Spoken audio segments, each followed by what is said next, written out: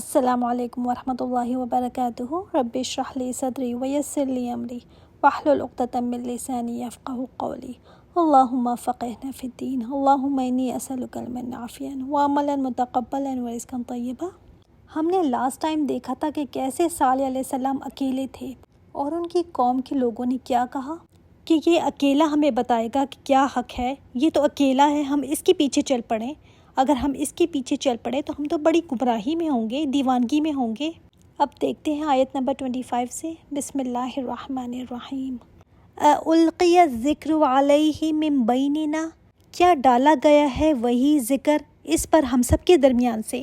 اب لوگوں نے صالح علیہ السلام کا سٹیٹس بھی تو دیکھنا تھا نا، تو کہتے ہیں کیا ہم میں سے اسی کے اوپر وہی نازل ہونی تھی؟ اتنے بڑے بڑے ہم سردار بیٹھے ہیں، کیا ہم پانی پینے چلے گئے تھے کہ اسی پر وہی نازل آنی تھی؟ بل ہوا کذاب اشر، بلکہ یہ تو سخت جھوٹا ہے، خود پسند ہے، بڑا ہی اطرار ہے، بڑا بننے کی کوشش کر رہا ہے۔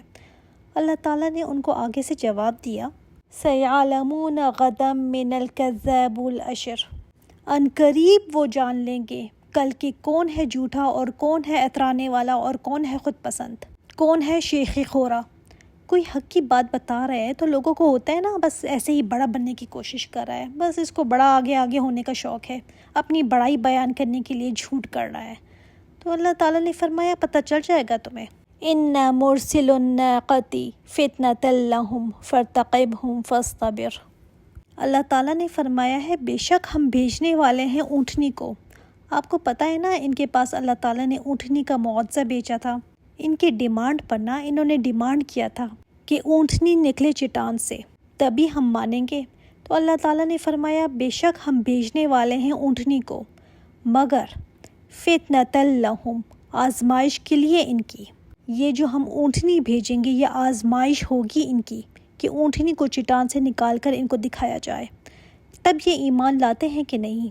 فَارْتَقِبْهُمْ فَاصْطَبِرْ، اللہ تعالیٰ نے صالح علیہ السلام کو فرمایا کہ ہم اونٹنی کو بھیجنے والے ہیں، آپ انتظار کریں اور صبر کریں، آپ دیکھیں کہ آپ کرتے کیا ہیں۔ وَنَبِّئْهُمْ، اور ان کو بتا دیں، ان کو اچھی طرح آگاہ کر دیں، أَنَّ الْمَاءَ قِسْمَةٌ بَيْنَهُمْ، کہ پانی تقسیم کیا ہوا ہے ان کے درمیان، یعنی ایک دن اونٹنی کے پانی پینے کی باری ہوگی اور ایک دن ان کی باری ہوگی، تو تقسیم کیا ہوا ہے یہ پانی۔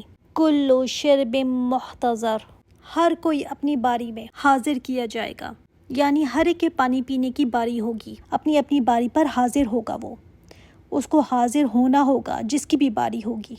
ایک دن اونٹنی کی باری ہوگی اور دوسرے دن باقیوں کی باری ہوگی، تو وہ پیئیں گے پانی۔ ہر ایک کا فکس کر دیا نا اللہ تعالیٰ نے۔ فَنَادَوْا صَاحِبَهُمْ، تو انہوں نے اپنے ساتھی کو پکارا۔ اب ہوا کیا کہ اس باری کے معاملے میں نا سارے تنگ پڑ گئے، تو انہوں نے کہا کیا مصیبت ہے، یہ اونٹنی جب سے آئی ہے نا ہمارے لیے مسئلہ بن گیا ہے۔ ایک دن اس اونٹنی کے لیے رکھا گیا ہے، ہمیں اگلے دن کا انتظار کرنا پڑتا ہے، بجائے اس کے کہ یہ دیکھ کر ایمان لے آتے کہ اتنا بڑا معجزہ اللہ تعالیٰ نے ان کو دکھایا ہے۔ یہ الٹا اس کے دشمن بن گئے کہ ہٹاؤ اس کو، کام تمام کرو، اس کا ختم کرو اس کو۔ تو خلاف تو سارے ہی تھے کہ ہم کیا کریں اس کا، لیکن ان میں سے ایک آدمی اٹھا جس کا نام تھا قداد۔ یہ اٹھا، انتہائی بدبخت تھا، قداد بن سالف۔ اس نے کہا میں اس اونٹنی کا کام تمام کرتا ہوں۔ اس نے اونٹنی پر وار کیا اور اسے مار ڈالا۔ باقی سب بھی اس میں شامل تھے، لیکن پہل کس نے کی؟ اوروں میں پہل کرنے کی جرت نہیں تھی، ٹھیک ہے سبھی تنگ پڑے ہوئے تھے، لیکن کون اب اس اونٹنی کا کام تمام کرے گا؟ ان کے اندر ذرا خوف تھا، ان کو پتہ تھا کہ یہ معجزہ ہے۔ فَنَادَوْا صَاحِبَهُمْ، تو انہوں نے کیا کیا، اپنے ساتھی کو پکارا۔ فَتَعَاطَىٰ فَعَقَرَ، اس نے پکڑا اس کو اور مار ڈالا۔ اس اونٹنی کے پیر کاٹ دیے تھے تو وہ مر گئی۔ اب پہل تو اس قداد نے کی تھی، ٹھیک ہے وہ بھی شامل تھے، مگر پہل اس نے کی تھی۔ تو جو پہل کرتا ہے نا گناہ میں، پیش قدمی کرتا ہے، انیشیٹ کرتا ہے، وہ سب سے زیادہ بدبخت ہوتا ہے۔ جو ہمت کرتا ہے یہ سب کام کرنے کی نا سب سے پہلے، وہ اللہ کے نزدیک سب سے بڑا مجرم ہوتا ہے۔ دوسرے بھی ٹھیک ہے کم نہیں تھے، لیکن یہ زیادہ بڑا مجرم تھا۔ اسی طرح وائس ورثہ، بہت سارے لوگ نیکی کرنا چاہتے ہیں، ان کے دل میں بھی ہے کہ ہاں یہ بات ایسی ہی ہونی چاہیے، مگر ایک بندہ ہے جو بارش کا پہلا قطرہ بنتا ہے، جو آگے بڑھتا ہے اس کی ابتدا کرنے کے لیے، تو وہ پھر نیکی میں آگے بڑھ جانے والوں میں سے ہوتا ہے، اس کا مقام اور مرتبہ زیادہ ہو جاتا ہے، اللہ کے ہاں زیادہ اونچا مقام پا لیتا ہے وہ۔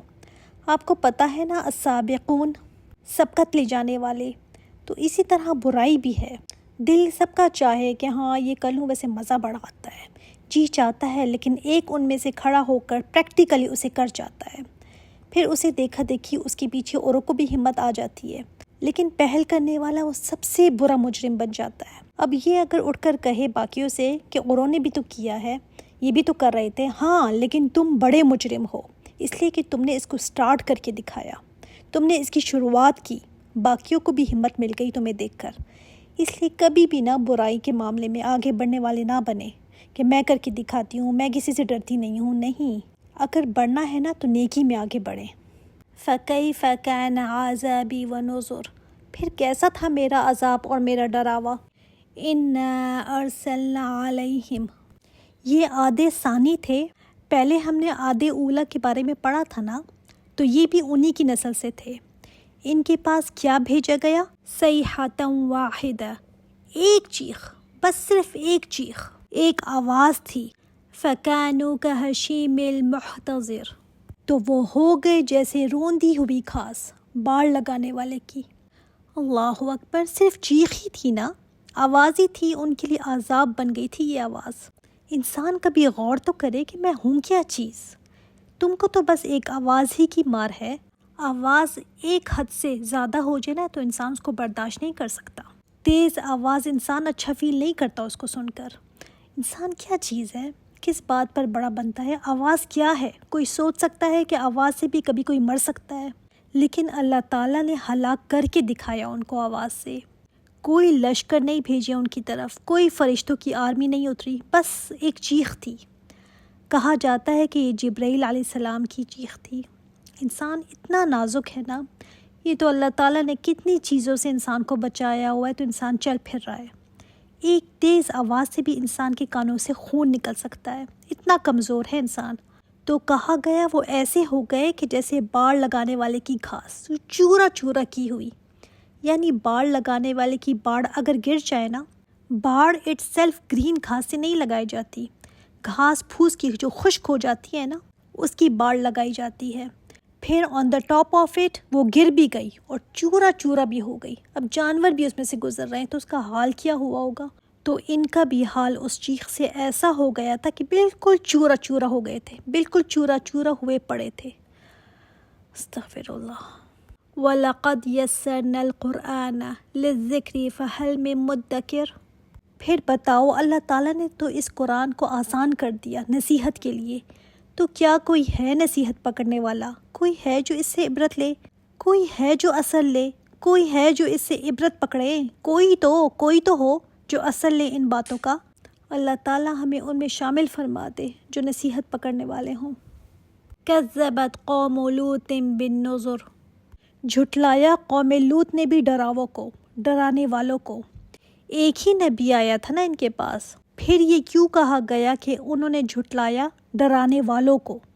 کیونکہ جس نے ایک نبی کو جھٹلایا نا اس نے سبھی کو جھٹلا دیا۔ ایک نبی کا انکار سب نبیوں کا انکار ہو جاتا ہے۔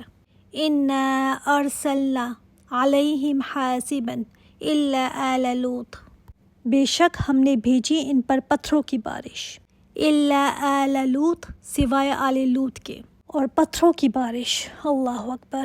آپ کو پتہ ہے نا کہ اگر اولے بھی پڑے نا آسمان سے تو انسان تھوڑا ڈر جاتا ہے، کئی دفعہ گاڑیوں کے شیشے ٹوٹ جاتے ہیں، کئی دفعہ کتنا نقصان ہو جاتا ہے، اور اگر بارش کے قطروں کی جگہ پتھر آسمان سے گرنے لگے، کبھی امیجن کیا ہو آپ نے تو کیا حال ہوا ہوگا ان کا؟ ان کے اوپر اور بھی عذاب آئے تھے، لیکن آل لوط کو صرف اللہ تعالیٰ نے بچایا۔ اس میں لوط علیہ السلام کی بیٹیاں تھیں۔ نجیناہم بسحر، ہم نے نجات دی ان کو رات کے آخری حصے میں، یعنی سحری کا وقت تھا، جب لوط علیہ السلام کے گھر مہمان آئے تھے نا، تو ان بد لوگوں نے لوط علیہ السلام کے گھر کو گھیر لیا تھا کہ ان مہمانوں کو ہمارے حوالے کریں۔